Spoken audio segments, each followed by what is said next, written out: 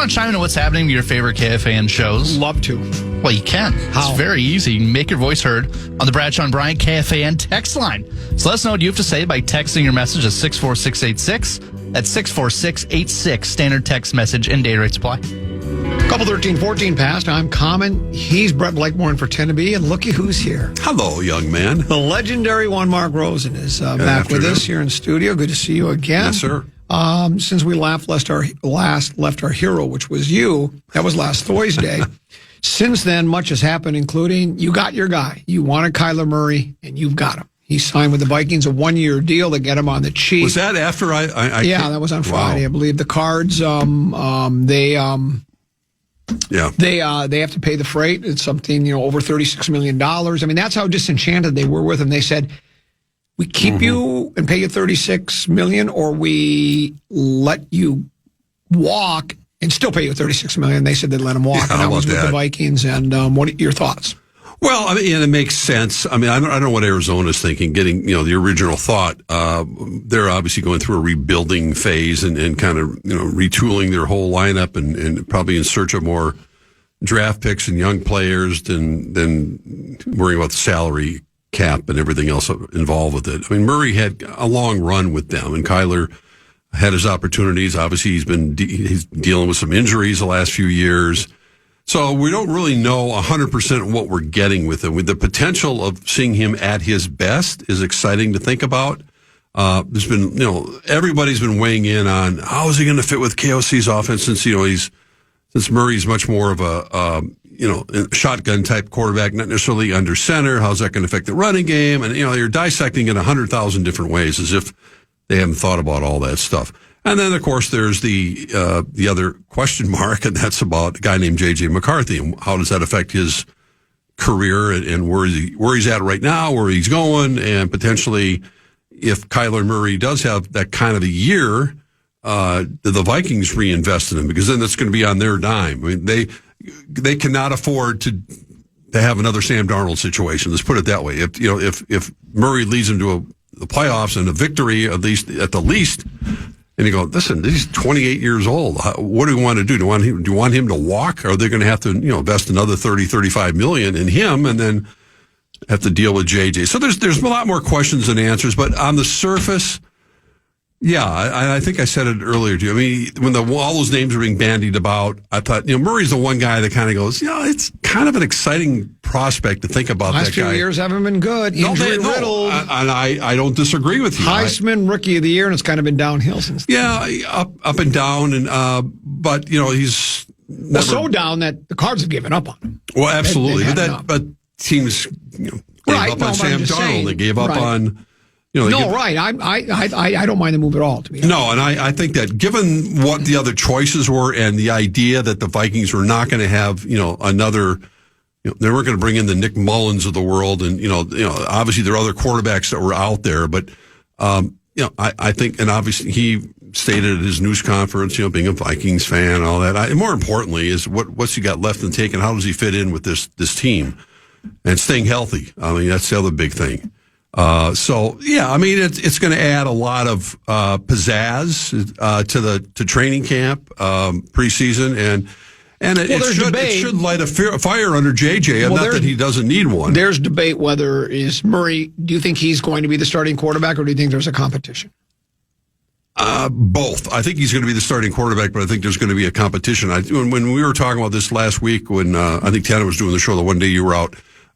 I said, and it happened. I mean, KOC is never going to come out and say it at a news conference right now, going, Kyler Murray's our starting quarterback day one in September. Well, he said that. He said, last I checked, I don't have to say anything. No, and he doesn't. But I think they would not have brought him in, I think, without the idea. Now, personally, I would love to see this push J.J. McCarthy to new heights and to feel in his third year he's going to be ready for that next step.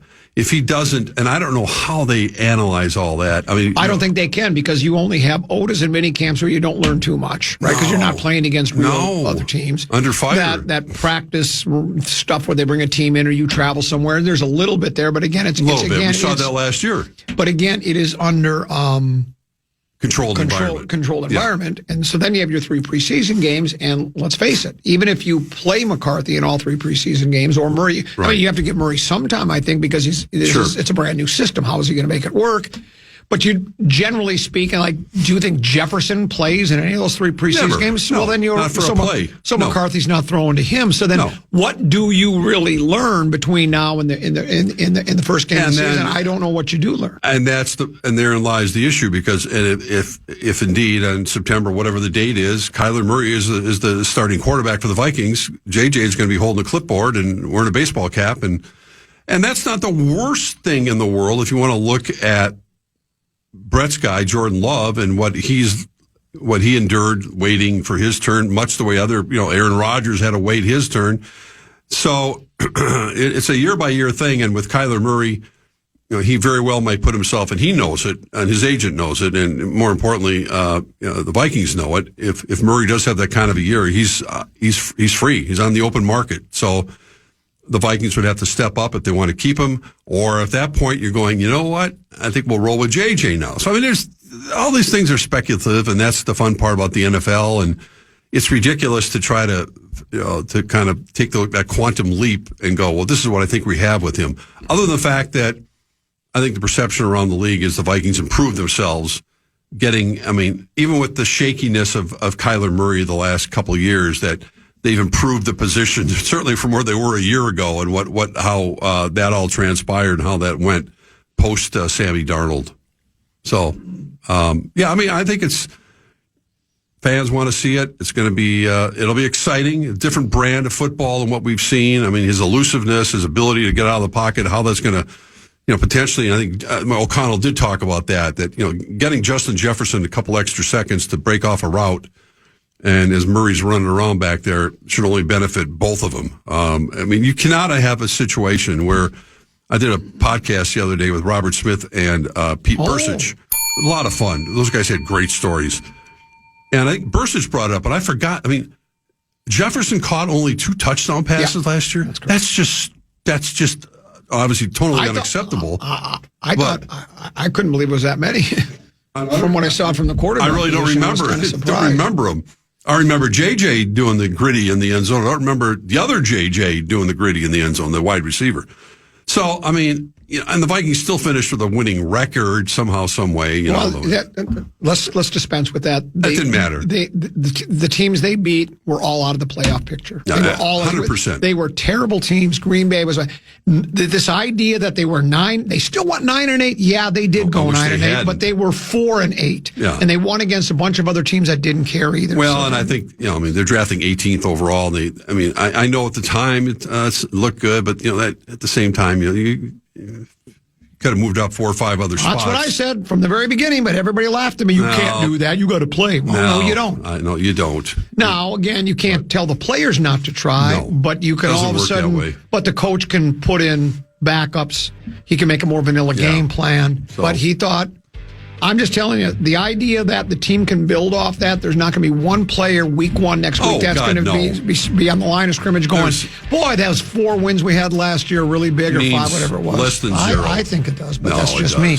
We'll break, come back. We got plenty more to get to with the legendary Mark Rosen here on the Common Man program on The Fan. It's a Wild Wednesday right here on The Fan. We've got your shot at tickets to Wild Canucks April 2nd. Mark Rosen will be there. Use the iHeartRadio app, send us a talk back, tell us who scores first for the Wild, and they take on Chicago tomorrow night.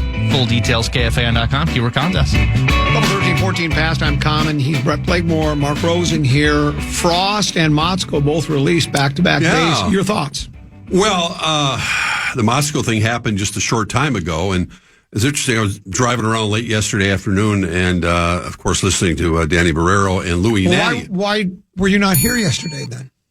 That was at 4:00. I had a doctor's appointment. Oh, okay. Yeah. Just want to make sure. Just thought maybe you're gold bricking on me, just plain hooky. Okay. Last time and I think Louis was actually on later than that. Okay, just checking. After 5. Just checking. Yeah, thanks for asking, though. Yeah. Same thing. You weren't here last Wednesday. That's correct. So I was playing hooky. You were playing hooky. Yeah. Anyway, Louis was talking about. I think some emailer or texter had asked a question about Motzko, and he said, "Well, my understanding, Louis' understanding was I think Motzko might go 1 more year and then retire." That was the thought process, that Louis felt that, through a combination of reasons that, the cupboard was bare a little bit this past year, and that, even though they've had, success, not necessarily the standards that Gopher hockey wants, because nothing less than a Frozen Four appearance is acceptable, but that things were going to get better next year. But obviously, that changed today. I assume it's Mark Coyle's decision, so Motzko is not coming back. It sounded like was getting ready to maybe hang it up in a year, so I don't think it's going to be a shock to him. I don't know about the Brad. Well, do you think maybe if it was known that he was only going to do a year, maybe the AD goes, well, it kind of sounds like you're just doing the retirement tour here, and you're just doing the one last year, and not that he wouldn't try to coach the club up as best he could. It was like, well, we may as well move on now. Well, it's not a bad thought process, because at that point the new coach will get a head start on recruiting and dealing with all the other usual suspects with young players coming in, the nil money. You got junior hockey league that's out there. There's always an assortment of reasons why. But it does give Coyle and the university a head start on, again, that same thought process. If Motzko was going to be here one more year, well, why? If it's kind of that, just going to finish things off, may as well take the leap right now. And especially after a year they just had, which was obviously hugely disappointing. So, it's been a while. I mean, and then Frost out. I don't know. I mean, he won 4 national titles, and it's been a while. I don't really know. I'm not going to try to pretend like I know the specifics of all the reasoning that went in behind that, other than the fact that they haven't had the success that they once did, and we've seen the number of girls hockey players continue to have the kind of high standards here in the state of Minnesota, and the talent level. So we'll see what their replacement's going to be. But I mean, you guys were talking about it earlier. It seems like the only safe head coach right now, who gets the extensions all the time, is PJ Fleck. I think Nico Medved will have a pretty good run right now. After what happened this past year, obviously they're still playing in some third tournament, whatever, this weekend in Vegas or next weekend. Crown College, something. Yeah. Like that. But I mean, he's got to get some healthy bodies in here and continue to recruit, and do what he did. I thought he was very impressive. What the Gopher women are doing, obviously they're playing the NCAA tournament here this Friday night against Green Bay, and you'll be there. I will not. I have it out. Yeah, no, I will not. I probably will be watching at some point, but I'm kind of surprised. Dawn's done. Yeah, I'll talk to you about it off here. But anyway, okay, I'm not going. All right.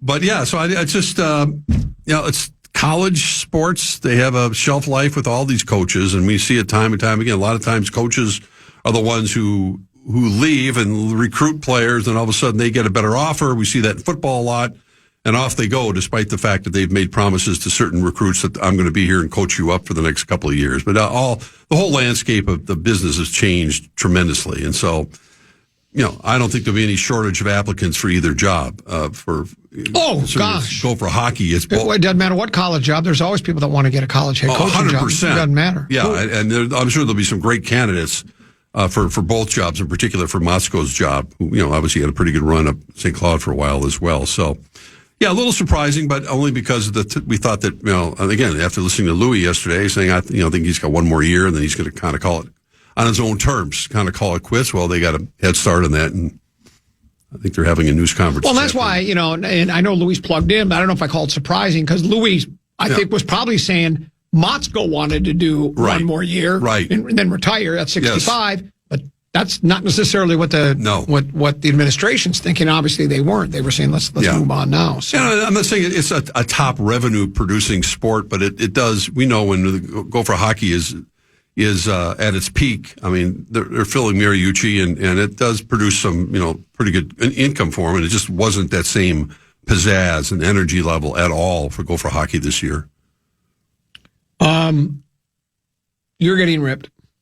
Well, not necessarily you, but it says O'Connell is looking forward to those couple of extra seconds so Jets can break off a route while Kyler scrambles. Interesting.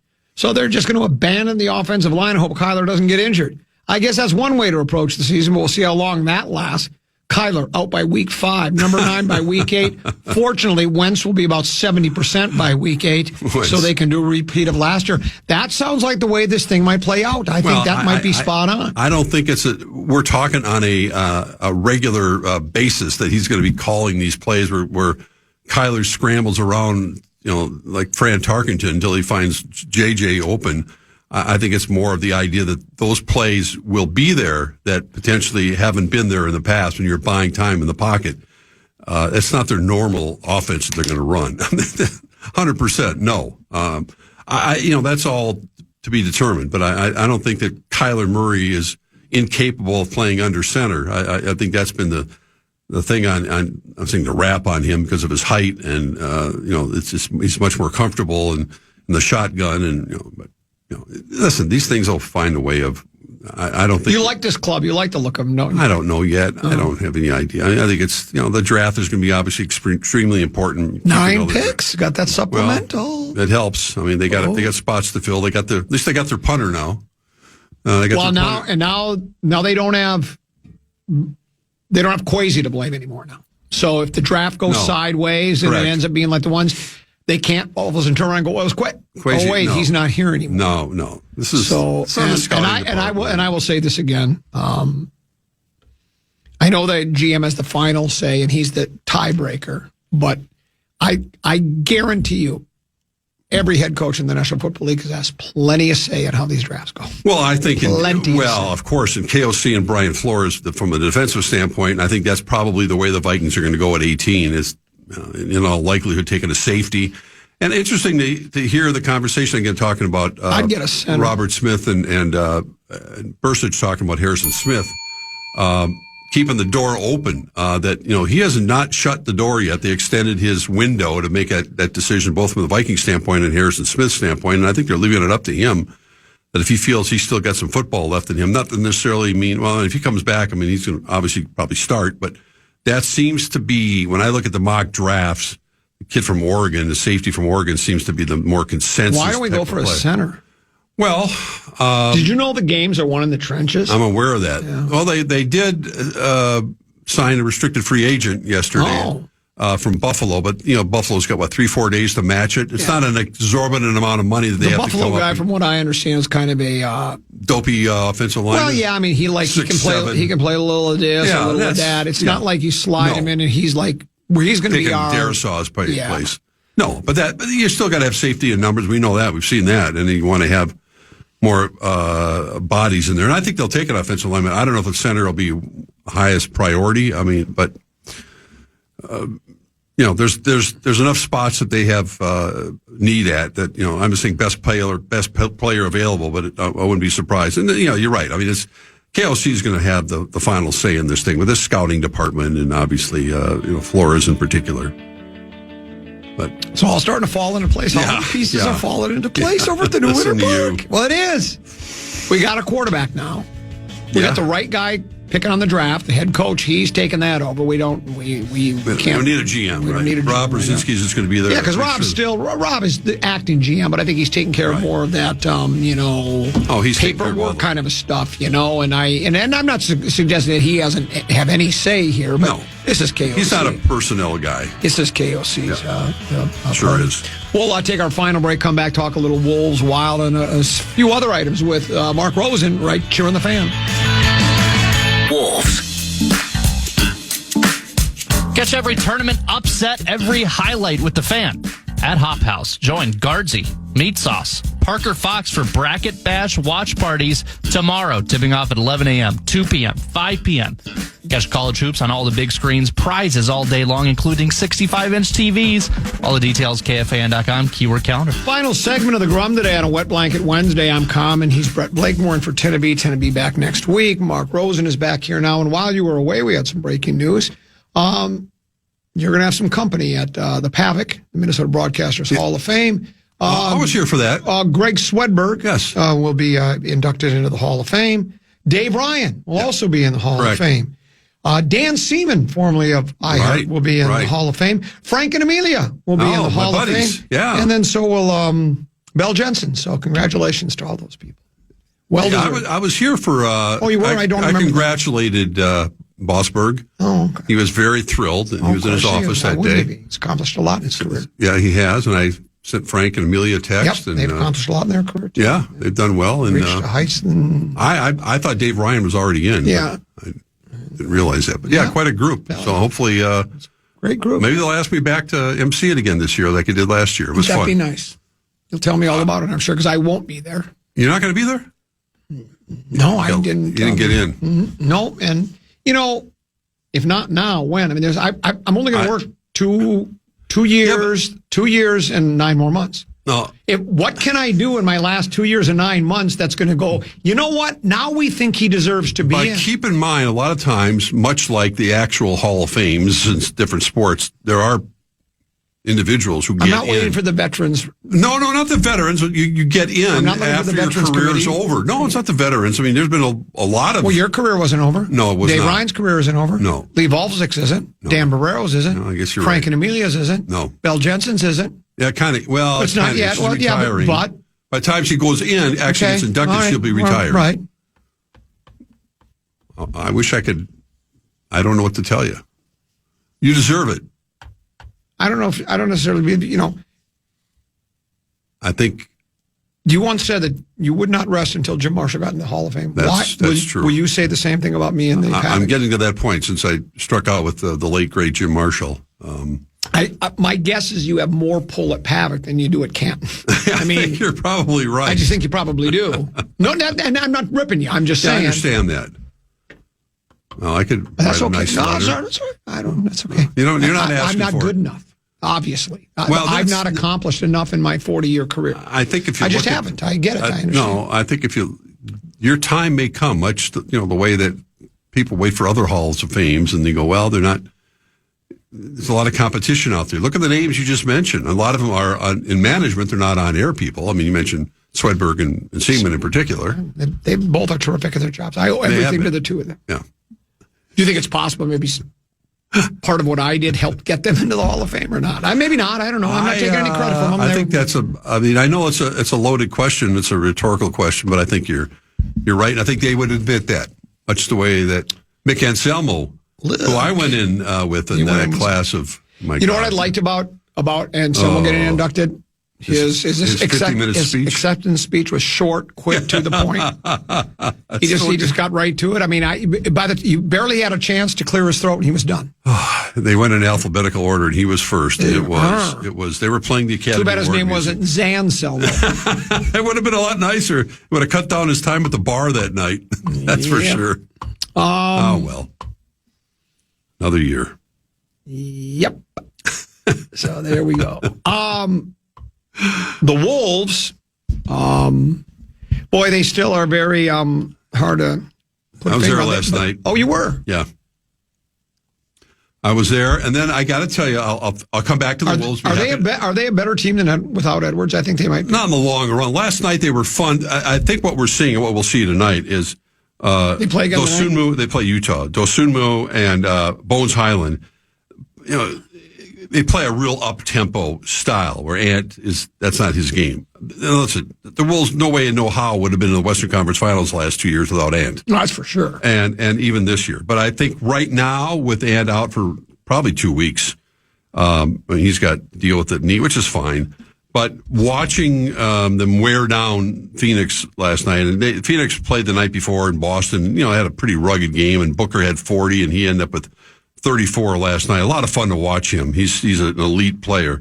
But they didn't have a lot else in the tank, and as the game wore on, the Wolves were able to assert that running game. And to watch the Sunmu and Highland in particular do their thing. Randall had 32. I mean, the guy that I was impressed with last night coming off the bench, I know he was a late kind of season acquisition coming back with slow-mo. Kyle Anderson gave them a boost. He's got a really nice, he's got a good head on his shoulders, understands the game, and doesn't make a lot of mistakes, had 6 assists. I mean, Rudy had 19 rebounds. They wore down Phoenix, undermanned Phoenix team, and, they got to follow that up tonight. But, it was fun to watch. Bones had the crowd going. He plays to the crowd, and Sunmu is a terrific addition. I mean, now he's getting a chance to start. He's Ant's replacement right now. So we'll see how long it takes, but, they should win tonight. Even if Nas doesn't play, Nas dealing with that shoulder. Then last night he twisted his ankle, and he's listed as questionable for tonight. But we'll see how that works. Sometimes these guys find a way. But they need to keep pushing the envelope, pushing it down to get a little breathing room now over the 7th place team. But you're playing for a higher seed, and you still have that out there in front of you. Yeah, they would.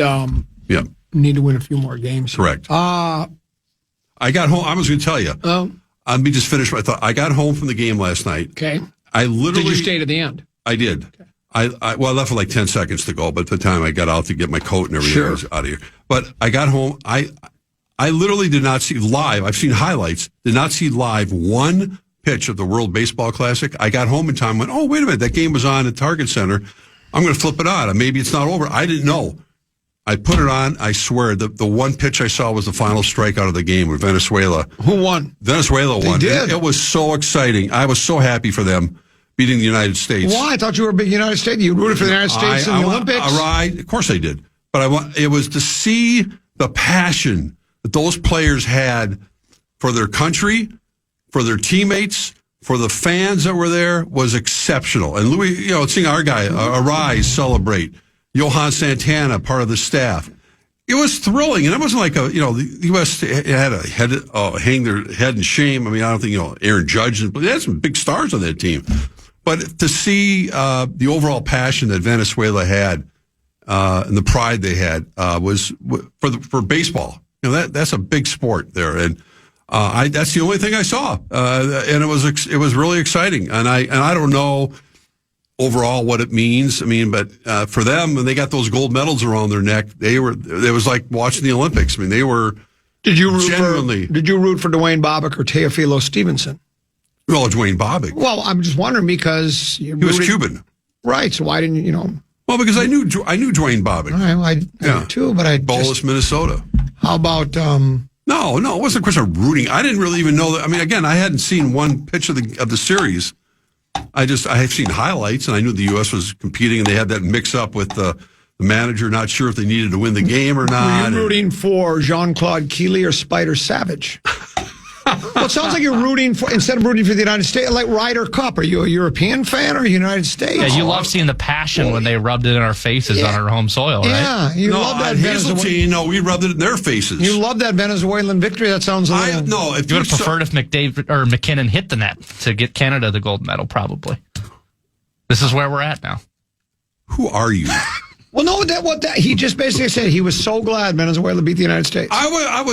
I was thrilled for them. It wasn't so much at the expense of the U.S., although a couple of guys took their silver medals off right away, I guess. But, we've seen the success that a lot of these players have had in the World Series and, their collection of. I think it just meant more to them, to Venezuela. Okay. That's what I'm saying. Right. Based on their reaction. It doesn't matter. I mean, I wouldn't have been upset if the U.S. had won, of course, but I think that the explosion of true I bleed red, white, enthusiasm was really something, and I think the fans, even just baseball fans in general, were the winners in that. And they were? Yeah, I think it was a great showcase. I mean, they're to understand the impact that Dominican players, Cuban players, the Venezuela players made on the sport, the World Series. When we watch the World Series and enjoy it, you don't really think about. But, watching a young guy like Arise, who cut his teeth basically here, and seeing him jump into the arms of his manager and really, we appreciated him so much here. We miss him. I know they got Lopez in return. That was going to be a great trade and turned out to be a really good trade. And Arise has bounced around a little bit. But I was devastated by the U.S. loss. You didn't even find out until I just told you. Well, there's that. I was just happy for them. I appreciated their raw enthusiasm that they had last night. That's all. Don't we have enough baseball? Don't we have enough basketball? Why do we have to generate new events all the time? I wasn't even aware. I mean, I knew it was going on. I didn't know who was televising it. And the same group, when they had Jeter and our guy A-Rod was there with Ortiz and, the same group that covers the World Series. Listen, we're coming off the heels of one of the most exciting World Series that I can remember. I mean, with the Dodgers in Toronto last year. So baseball, despite its shortcomings, still has. And this year we got the, eye in the sky. We're going to speed the game up. Yeah. The replays don't take long, but Yeah, Twins open up another week. Is it a little over a week in Baltimore? Outside end of March. I don't know exactly. Yeah, we're not too far away. Your Wild Club had gone into a bit of a tailspin. They lost 3 games and to some bottom feeders. It wasn't including the Rangers, last place club. So they get Chicago last night at Chicago, right? And they had a 3-1 lead, and then all of a sudden Chicago poured on. Somebody sent me a text, kind of, ripped the Wolves when they did, blah, blah, blah. I said, well, no, I criticized the Blackhawks. Blakemore was doing the Wild let off on the gas. And what I said was, I don't think that's what happened. I think the Blackhawks stepped on the gas and they almost took it from the Wild. The Wild, now they did win. They were really good in the 3-on-3, but that's 3 losses. And then, you have to go to overtime with a bad Blackhawks team. How is this team? Again, I'm not saying it's over, but do we have any kind of qualms at all? Or we think, other than the beginning of the season, they really have not had a real, lull where they've lost a few games in a row. Should we be concerned I think you always have qualms, but I wouldn't read too much into it. I think because they are absolutely set. They're playing Dallas in the first round of the playoffs. And if they opened up here, great. They probably won't, but if they do, I don't think it's going to be the deciding factor. I think it's just really difficult to keep pushing that envelope harder and harder and harder as they play these teams, knowing they're coming down the home stretch right now. And, it's just, again, we talk about the NBA sometimes in the length of the season and some of these games and teams are tanking. I don't think necessarily, obviously, you're not seeing that so much in the NHL. The Blackhawks aren't going anywhere. But I wouldn't be overly concerned. Again, I tip my cap to Mr. Nanny. He was talking about the goaltending. You always worry about the goaltending, and Gustafson's going to be the number 1 goalie for this team in the postseason. But I think their health is probably, to me, more paramount than anything else, that they keep these guys. Getting Quinnesota maybe a little bit more, shift breaks and giving them some time, some rest. You like him, don't you? Well, how can you not? But I just, are they a team without a weakness? No. But I think that they're certainly will compete at a much higher level when the bell rings on the postseason. And that's all that people are going to remember. They're not going to remember a couple games here and there at the end of March that aren't going to lead to anything. I think it's going to be, when that playoffs start middle of April, that's all that's going to matter. I mean, you're not talking about any of these games where when they slumped in middle of March for 3 or 4 games. I'm going to talk about them. Well, that's fine. I'm going to say you're the one that's got to go into the finals. Let's just play it out and say they lose to Dallas in the first round. Yeah. Could we say they let their foot off the gas, as Brett Blakemore said, and that they didn't keep?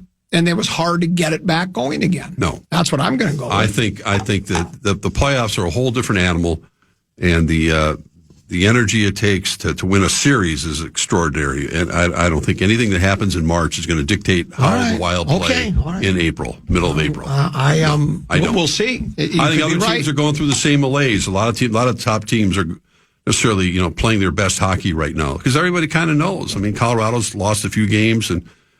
They know, their place already is secure, and Dallas, same type of thing. So I don't think it's anything to be concerned about. It's not that that doesn't mean the Wild are going to not face an ultimate challenge when they play Dallas, and they could lose that series, but it's not going to be because of what's happening right now. Okay. I don't think. That's my own opinion. I think it's possible. All right. Because I think sometimes you establish habits, good and bad. Well, they did win the game last night. They did. They come back here and play tomorrow night again. Same team. They did. It's the worst team in hockey. Well, I remember those great North Star Blackhawk and they were getting that rivalry means nothing to what's happened last night. Well, of course not. That was a team that was on its heels. Yeah. To the worst team in hockey. I'm a bit concerned. Okay. Well, you're the one that put your neck out and said they were going to. That's what it looked like when they were playing the way they were playing. But I don't know what's wrong with this team. They maybe they've lost their. They've lost their edge. Maybe lost the edge. Maybe lost their mojo. Maybe they came out flat. I don't know. One shiny moment. March Madness starts. I mean, for real tomorrow. I know we've had these play-in games, but once those are out of the way, who do you like? You got I haven't dug that deep. I was talking maybe off air. I have not. I mean, shame on me. I haven't filled out a bracket in 2 years or something. But it's not like I'm not paying attention to it. And I certainly will lock into it. And I think the usual suspects, the top seeds, I always look for the team that, in my mind, has the best guards that end up, getting to the Final Four. Because guard play to me is everything in these games. That your guards dictate the tempo, don't turn the ball over. Knock down 3-pointers. I mean, Michigan's certainly got some great guards, and I think even in the Big Ten, Purdue's could be a sleeper. But the usual suspects with Duke and Arizona, that will be there. I mean, I'd like to see some teams that are kind of under the bubble a little bit from being not necessarily a low seed, but the Iowa States of the world. Those types of teams that I'd like to see succeed. And it's always fun when you got a team that you don't expect that's going to, even a fourth seed, or obviously the dreaded 5 against 12. When you're filling out your bracket, they always say, take the 12th seed because there's always upsets. First round, 12. Is that what you're going to do? I'm not going to fill out a bracket. What? I don't know where to get one. I haven't seen anybody at there's nobody around here anymore. Well, we used to have salespeople and everything. I don't see anybody anymore. No one. Have you seen a bracket? Well, the sales office is packed. But do you have a bracket? Well, yeah. From who? From Dylan, who used to be a salesperson here. Is it online or something? I don't know. Well, he sent me an email because he knows I'm in. You've probably never participated before, so why would you bother? I have participated in the radio station one? Yeah. Well, then maybe check your email. I bet he sent you. Maybe I should. Yeah. Anyway. Sad, really. This one says, not only is Rosen a huge supporter of Russia, but now we find out he's a huge fan of Venezuela. Any other dictatorships he likes? I bet he loves. I bet he loved Pol Pot too. Is that a Larry Mondello? I need to check Twitter to see if he sent a congratulatory tweet to Nicolas Maduro. How did you know it was Larry Mondello guy? Because that's very creative for Larry Mondello guy. I'm a dictator guy. Pol Pot. You loved him too, didn't you, Mark? Underrated. Comrade Rosen. Yeah. Well, hey. Comrade Rosen, guess who our best player is? Well, Minnesota, and then a guy named Kaprizov. Where does he live? Where's he from? I think he lives in Edina now, but I'm not sure. No, I know where he lives, but I'm not in Edina. Yeah. How would you know that? I know people who. How would that even come up in conversation? It just did because there's different reasons. Oh. It's not like I was asking. I know where athletes live. He's signing with the Vikes. Because it was a real estate guy. Person, that's all. It was a real estate person. That's all. It doesn't matter. He's from Russia. The only person I know. Are people cheering for him? The only place I know is where I live. Well, that's all. And I know Meats House lives in Edina, but I think he's thinking of moving. He is thinking of moving. I think JG lives in Edina. Tennessee is somewhere in.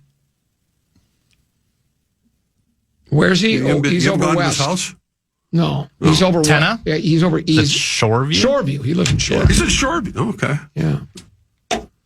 You didn't know where one of your coworkers were, but you know where Kirill lives. You're one of those guys, sports. I'm going to say this again. I didn't initiate the conversation. Oh. Someone else did. So somebody out of nowhere said, hey, I know where Kirill Kaprizov lives. No, it was a much different, innocent kind of conversation. Okay. We were talking about the Wild because a lot of guys do live not necessarily they do. They used to go to lunch there all the time. I know where they had lunch all the time, every day, but not places. How do you know that? Because I would be there, and the chef would tell me that's when Parisi was playing and Koivu and all those guys. There was an Italian restaurant over there in 51st in France or whatever it was, and they would have lunch every home game there. That's where the beautiful people hang out on France Avenue. You're one of the beautiful people.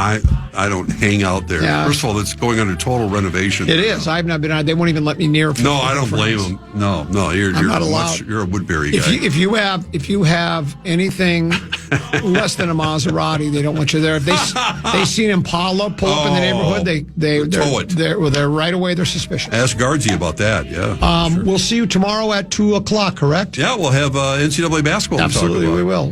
Brett Blakemore, thanks for having me. Hey, great job today. You as well. We enjoyed our visit with you today, as we always do. We are back tomorrow at 2:00. Big Ticket, JG, they're next right here on The Fan. Good night, good morning, good afternoon, and good night, Minnesota! And good night, folks.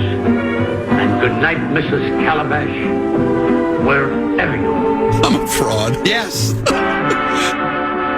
Listen back to any of Common Man's programs by podcasting on the iHeartRadio app or KFAN.com.